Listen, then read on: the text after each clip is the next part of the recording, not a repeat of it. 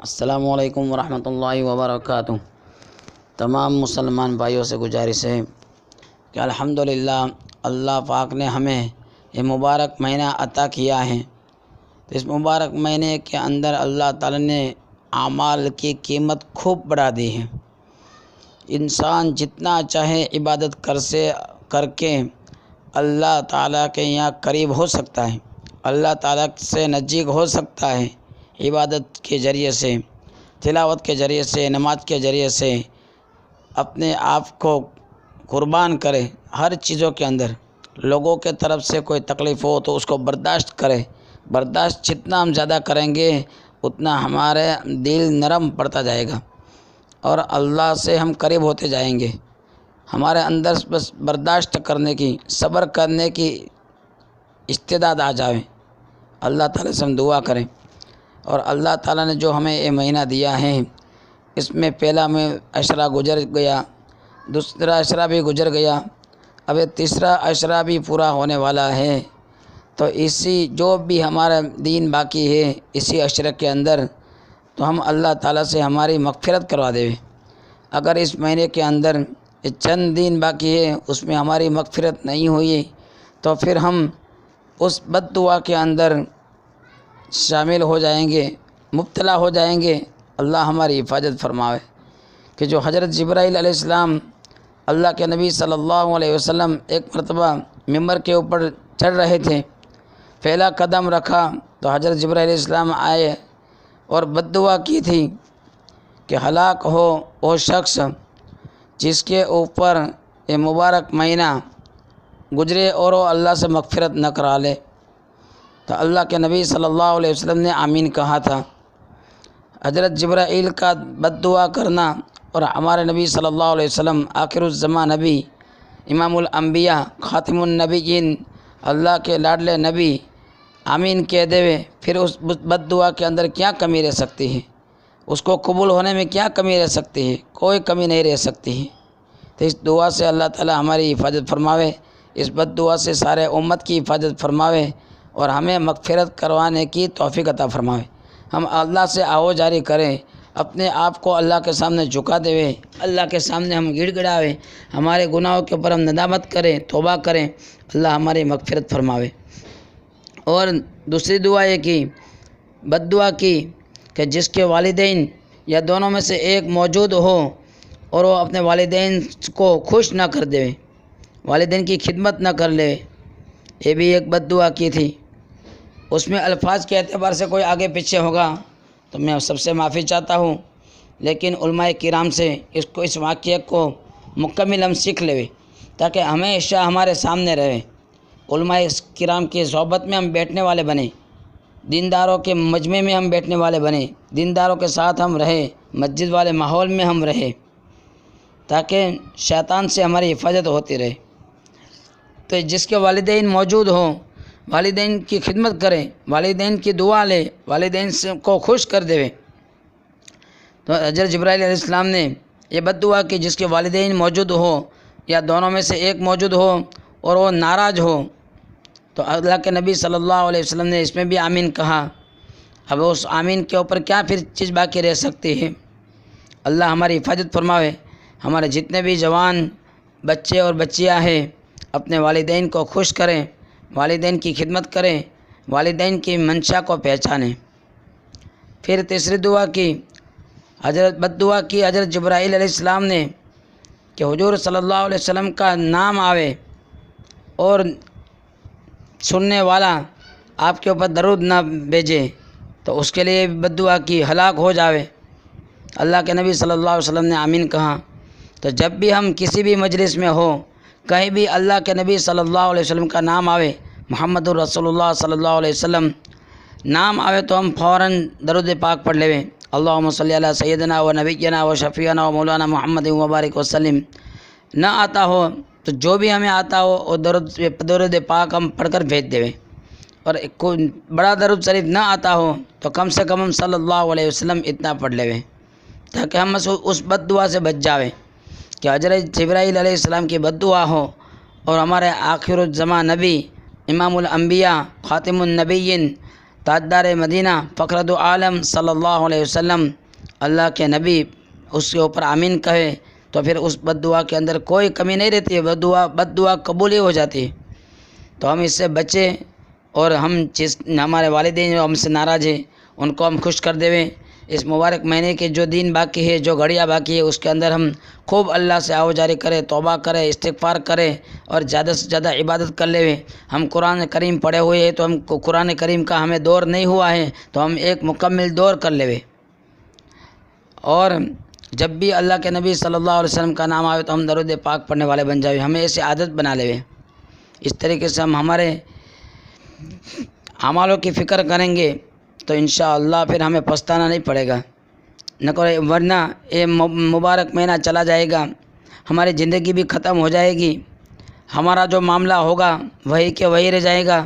ماں باپ ناراض ہے تو ناراضگی کی حالت میں یا تو ماں باپ چلے جائیں گے یا ہم چلے جائیں گے، پھر ہمارے لیے بہت بڑا مسئلہ ہو جائے گا۔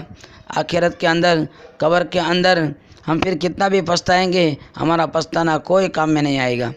اس طریقے سے مہینہ چلا جائے گا، آئندہ مہینہ ہمیں مبارک ہوگا یا نہیں ہوگا ہمیں پتہ نہیں ہے کہ ہمارا لسٹ کون سی فہرست میں آ چکا ہے، قبر کے حوالے ہونے کی فہرست میں آ چکا ہے یا بیماروں کی فہرست کے اندر آ چکا ہے، یا پھر آئندہ مہینہ ہمیں ملنے والا ہے یا نہیں ہے، ہمیں کوئی پتہ نہیں ہے۔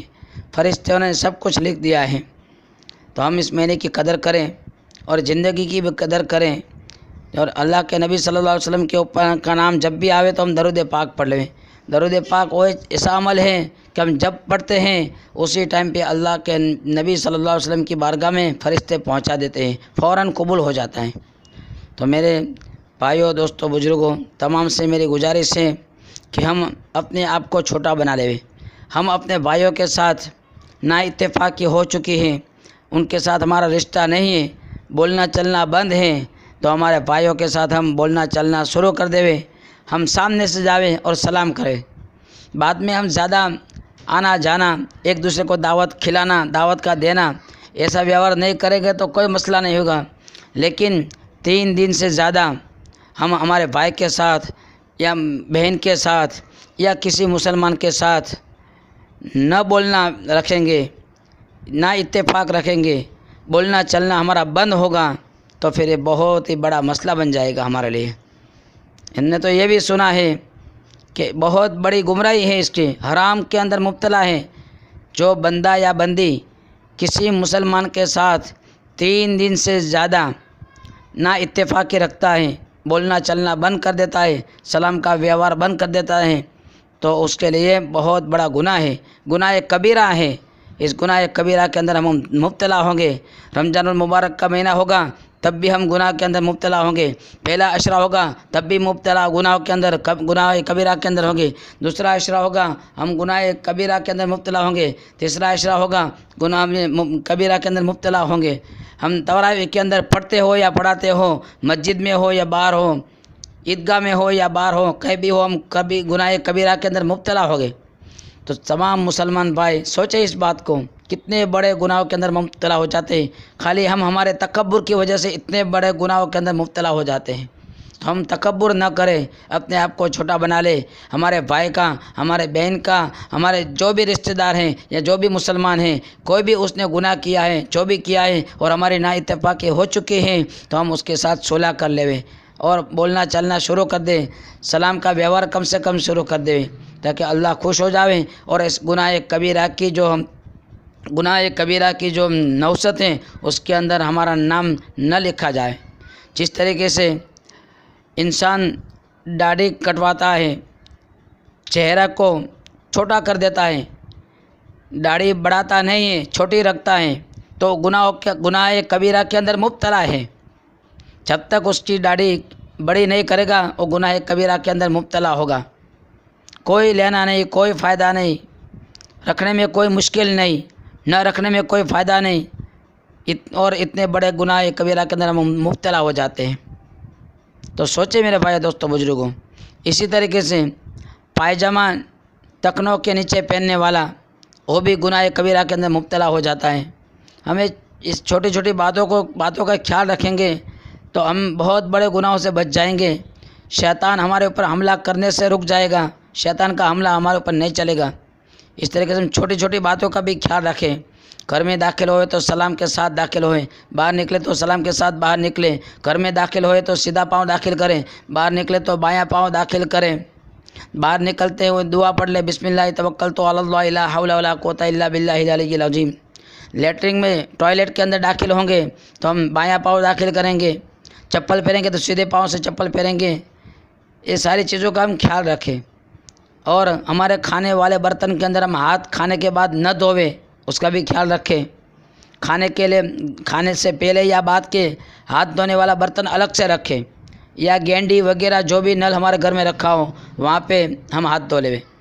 खाना खाकर जिस बर्तन के अंदर खाना खाया है उसी के अंदर हाथ धोना बहुत बड़ा गुनाह है, उसके अंदर हाथ नहीं धोया जाता है। गैरों के होटलों के अंदर भी लिखा हुआ होता है कि जिस थाली में खाना खा रहे हो उस थाली में हाथ धोना मना है। तो हमारी तो तालीम है, हम इस्लाम के अंदर हम दाखिल हुए हैं, इस्लाम के ऊपर में चलना है। इस सारी बातों का हम ख्याल रखें। और तमाम भाइयों से मैं गुजारिश करता हूँ कि जब भी हम रोड के ऊपर बैठे हो या खड़े हो, कोई भी गाड़ी लेकर निकलने वाला ड्राइवर हो या साइड में बैठने वाला क्लिंडर, उसको हम ज़ोर से सलाम न करें। अगर हमारी आँख आमने सामने हो जाती है तो इशारे से सलाम करें। लेकिन चलाने वाला अपनी धुन में गाड़ी चला रहा है, अपने हिसाब से गाड़ी लेकर जा रहा है, पीछे से या किसी साइड में से हम ज़ोर से सलाम की आवाज़ न करें। अब ज़ोर से सलाम की आवाज़ करने से या तो वो खुद ड्राइवर वो टेंशन में आ जाएगा, या किसी और को इसका झटका लगेगा, कान में आवाज़ आएगी, कोई और टेंशन में आ जाएगा, तो बहुत बड़ी मुसीबत का सामना करना पड़ता है, बहुत बड़ा नुकसान हो सकता है, एक्सीडेंट का मसला रह सकता है, या किसी गाड़ी चलाने वाले को टेंशन की वजह से कुछ और शरीर के अंदर कैफियत बदल सकती है। इसलिए हम सलाम ज़ोर से न करें किसी को भी। जब भी सलाम करें तो जितना सुन सकता है उतने सामने है, नज़दीक में है तो सलाम करें, दूर हो और सलाम करने की कोई ज़रूरत नहीं है। अगर इशारे से सामने आँख मिल जाती है तो इशारे से सलाम कर देवे। इस बात का हम ख्याल रखें। अल्लाह ताला हम सबको कहने सुनने से ज़्यादा अमल करने की तौफीक अता फरमाए। कहने वाला भी मोहताज है, सुनने वाला भी मोहताज है, और हम सब छोटे बनकर ज़िंदगी गुजारने वाले बने। बड़ाई से, तकब्बुर से, अपने आप को बड़ा समझने से अल्लाह हमारी हिफाजत फरमावे, और हमने हमारी ज़िंदगी को दुनिया के पीछे बर्बाद करने से हमारी हिफाजत फरमावे, दुनिया की मोहब्बत में लगाने से हमारी हिफाजत फरमावे, और कुरान करीम की मोहब्बत में, दीन की मेहनत के अंदर, दीन की मोहब्बत में, अल्लाह के नबी की मोहब्बत में, अल्लाह की मोहब्बत में, अल्लाह के मखलूक की मोहब्बत के अंदर हम ज़िंदगी गुजारने वाले बन जाए। अस्सलामु अलैकुम।